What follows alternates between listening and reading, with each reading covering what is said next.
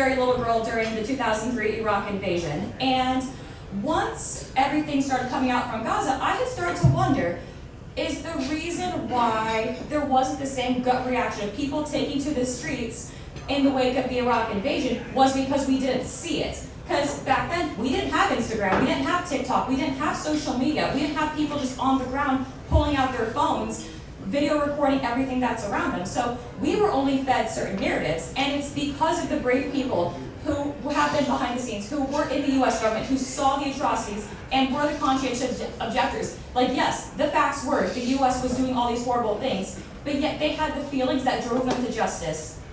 And so what I just want to remind people is, even so, going forward, past November, past the elections, no matter who wins at the end of the day, that does not mean our work does not stop until Palestine is free. Still be out there in the streets, still be out there calling your members of Congress, still being out there, whether it's you're serving in government and you realize you can't do your job anymore because of this, don't be afraid. And if there's anything, we should be surrounding those people for, of course, having to quit your job as a government contractor where you're making tons and tons of money and wondering the fear of oh, I'm not going to be able to pay my bills if I quit my job.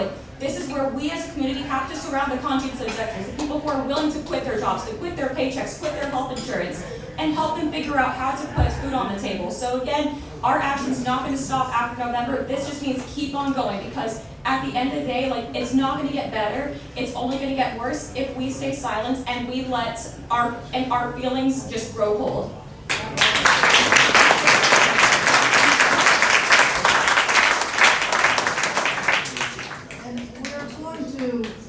This is not the end of the opportunity to talk to each other by any means, but we are going to have, there's going to be food back in the back for you. You can order your own. Yeah. Mm-hmm. Oh, okay. All right. Yeah. We do have a buffet in the back for you all. Drinks are on your own and things like that. But before we have the final thing, Max Blumenthal, one of our great journalists, and who's just done a very important Atrocity Inc. has just come. Max, would you like to come and say something?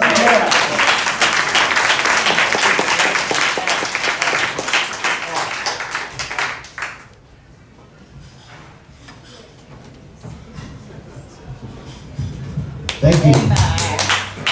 Wasn't planning. I just came to see all these nice people. Wasn't planning on speaking.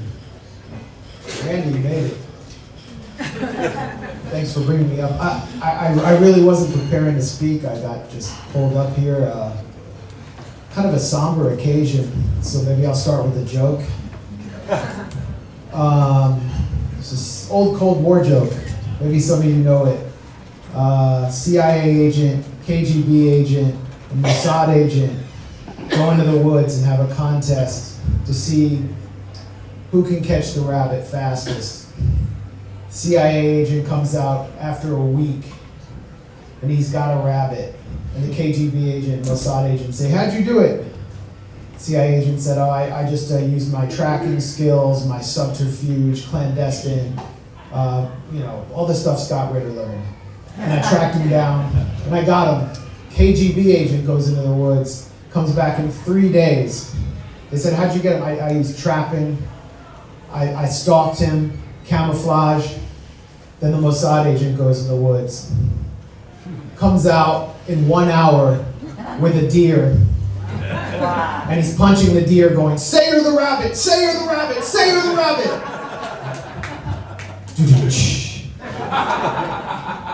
Thought some of you all would know that. I really don't have much to say except, all the respect in the world for everyone who resigned over this genocide, which is continuing, which will continue regardless of who gets elected. Unfortunately, more people didn't have the courage of their convictions, and we couldn't get a critical mass to really, to really disrupt the system. And it really speaks to the level of careerism in the national security state, the lack of conscience of people who really know what's going on, who are seeing how targeting is taking place, who are now directly involved in preparations for another attack on Iran. I mean, Alexander Haig, former Secretary of State, said, Israel is our unsinkable aircraft carrier in the Middle East. And now look what we're doing. We're sending B-52s. We're sending sinkable aircraft carriers because they can't defend themselves. And as we've seen through this new report at the Watson School at Brown University, $23 billion has been sent by the Biden administration of munitions and weapons through the modern equivalent of the rail lines to Auschwitz on a continuous air bridge to Israel, to the Nevatim Air Base, to conduct the Holocaust of our times. And so those of you who did resign, who did give up, not just careers in government, but all of everything that comes with it when you go into the private sector, that bought Tony Blinken that fantastic $40 million mansion he lives in on Chainbridge Road. And then those of you who weren't in government, but who were out there at Kibbutz Blinken, who were outside the Israeli embassy, you will be able to say that when the Holocaust happened, you actually did something. As Aaron Bushnell said, what you would have done during slavery, during the Trail of Tears, during the Holocaust, that's what you're doing now.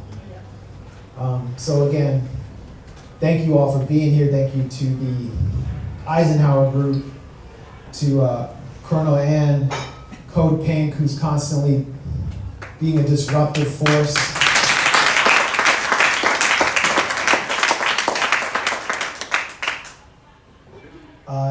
This goes well beyond the election.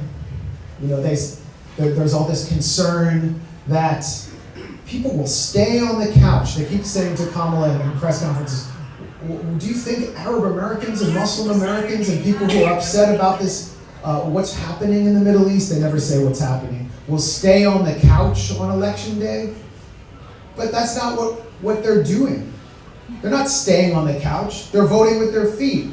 And people are doing what we've been doing every day since this genocide began, which is real democracy, not the fake democracy where you just get up every 4 years and vote for one of the two corporate pro-war, pro-apartheid, pro-genocide parties. This is democracy in action. So again, I'm so proud to be brought up here and stand before you all.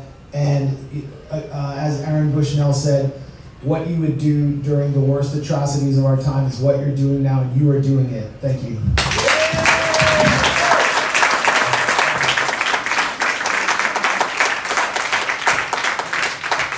Well, we're going to end this with a poem and then a call to action, and I want to give Medea Benjamin a little heads up. We need you to do the call of action after this poem. Okay, come on up, Elizabeth. Thank you, Ann. We're running into our reception time, so I'll make this quick, but I needed to read you this poem by Dan Berrigan. Thank you for mentioning him, Matthew Boylan, a famous Catholic worker. This poem was sent to me late last night by Ray McGovern, who couldn't be here. He's one of the founders of our organization, our Sam Adams. So in his honor, and in Dan Berrigan's own honor, and in Aaron Bushnell's honor, I will read this poem by Dan Berrigan called Some. Some stood up once and then sat down. Some walked a mile and then walked away. Some stood up twice, then sat down. I've had it, they said. Some walked 2 miles, then walked away. It's too much, they cried. Some stood and stood and stood. They were taken for fools. They were taken for being taken in. Some walked and walked and walked. They walked the earth. They walked the waters. They walked the air. Why do you stand, they were asked, and why do you walk? Because of the children, they said. Because of the heart. And because of the bread. Because the cause is the heart's beat. And the children born.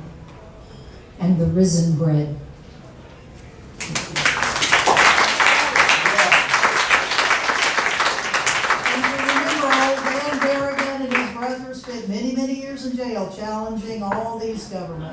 So for a call to action to get us up and going and moving again, Medea Benjamin, co-founder of Code Pink, Women for Peace.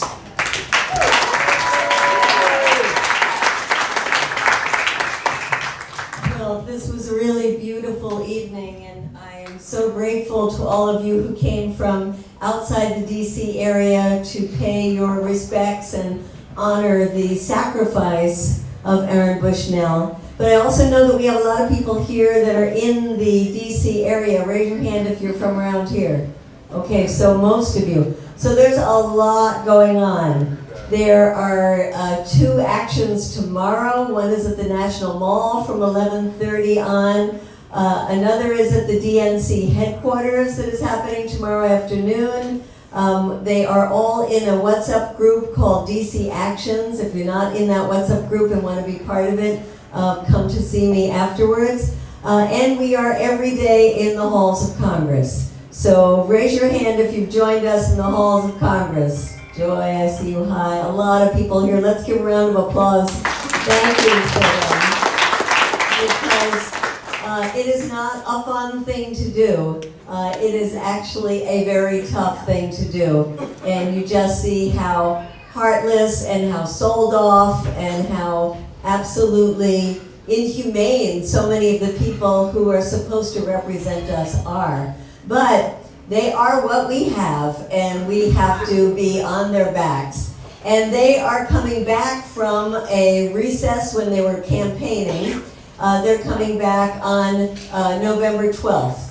And so the 2 weeks, November 12th and the following week, are going to be absolutely key. We hope it's going to be the first time ever, thanks to Bernie Sanders in the Senate, there will actually be a vote on restricting weapons to Israel. And what is going to be critical there is how many senators are going to be part of it. Right now we only have 4 senators. You don't have Chris Van Hollen on there, you don't have Elizabeth Warren on there, I mean all of these, quote, liberal senators. So they've got to hear a lot more from us, and we're going to need you. For example, on November 13th, we need about 50 to 80 people. We're going to do a silent march through Congress with pictures of people who have died in the last year, and we're going to be up and down the halls and the cafeterias and all over the place and going into some of the offices. It will be, we hope, a non-arrestable action, so come and join us. The following day will be a big lobby day for people coming all over the country. And so we really need your help, especially the days after Armistice Day, right? We don't call it Veterans Day. Thank you. Yes, we call it Armistice Day. We're going to need your help. So if you're not signed up to the WhatsApp group, please do. And thank you so much for all of the work that so many of you in this room have been doing in the past year. I think that no matter, we know from, and thank you very much for reiterating, no matter who is in the White House, it's going to be up to us to be stronger, to be more unified, to be bolder, to be more effective, to make our demands not only heard, but to make them take action. No more weapons to Israel. Right.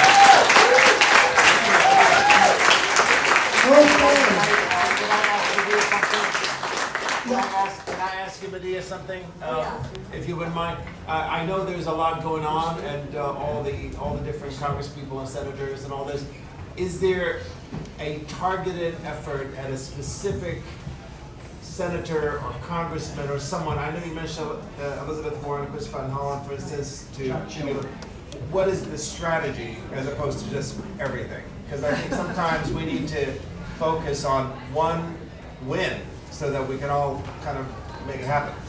Well, the strategy is there's about 8 senators who are the closest, the lowest hanging fruit that we should get. And because in DC the closest one is the senator from Maryland, Chris Van Hollen, he is our #1 target. He has been to the border of Rafah. He has seen the trucks lined up not being able to get in. He has had his constituents hounding him because there's very well organized groups in Maryland, and yet he hasn't moved. And so he is very important. Tim Kaine, for anybody in Virginia, very important because he has made noise about how he thinks that there should be conditions on weapons sent to Israel, and that he's thinking about joining. It's called a joint resolution of disapproval. He's thinking about joining it, but he hasn't done it. So those would be two, one Virginia, one in Maryland, and I would say the last one being Elizabeth Warren, because she has a constituency in Massachusetts that has been on her back, confronting her. You might have seen they even went to her door on Halloween. They have been really, really pushing her. And she has not done anything yet to show that she's going to sign on to that. Our goal is to get, our goal is to get them all and to get it passed and no more weapons, of course. Yeah. But to be realistic, given what we have in this country, if we could get 20 senators to sign on to that, that would be a huge statement. But right now, we have 4. Thank you. Thank you. Levi, did you want to say something? I wanted to say that Aaron was a constituent of Warren's. And Aaron was a constituent of Senator Warren, so that's a good one. We have some friends who have brought some literature that has at least a chapter on Aaron in one of the books. Would you like to mention this? That will be available for you to take home.